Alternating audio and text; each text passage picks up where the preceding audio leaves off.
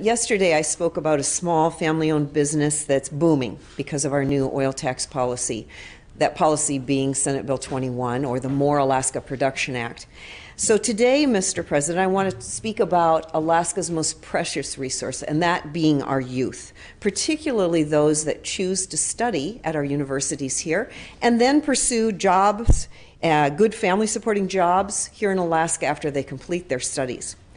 Now, often when we think of the oil industry, we think of, well, men with gray hair, gruff voices, telling stories about how they built taps with their bare hands. And many of these hardworking Alaskans are still on the job, and my special thanks to them for their experience and expertise, Mr. President. But there's a generational and demographic shift occurring in the oil industry. Let me tell you about Amy Ainsley from Sitka. Yes, Sitka, Mr. President. I hope the senator from Sitka is paying attention. Amy graduated from Sitka High School and attended UAA. There she not only earned her bachelor's degree in business administration, in economics and management, but she was also a member of UAA's world-recognized debate team.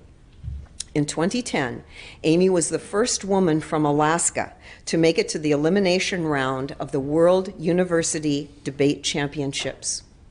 These debates were held in Botswana that year.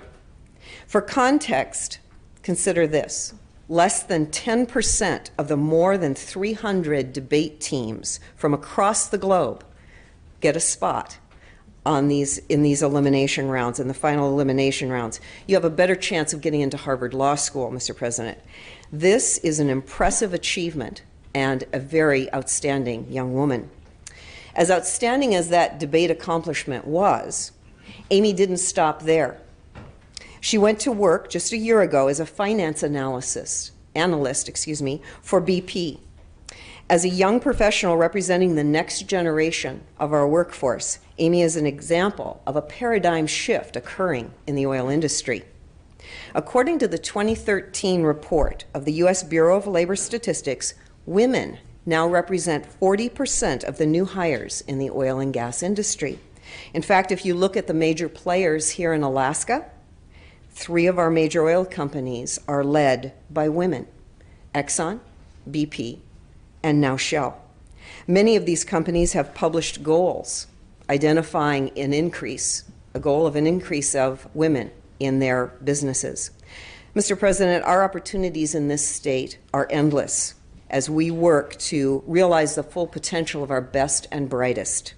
With the oil industry making real and measurable progress towards ensuring that we have oil in the pipeline for many decades to come, and with our new tax law, SB 21, continuing to spur development at low oil prices, I would suggest that young women like Amy Ainsley represent the future of our state.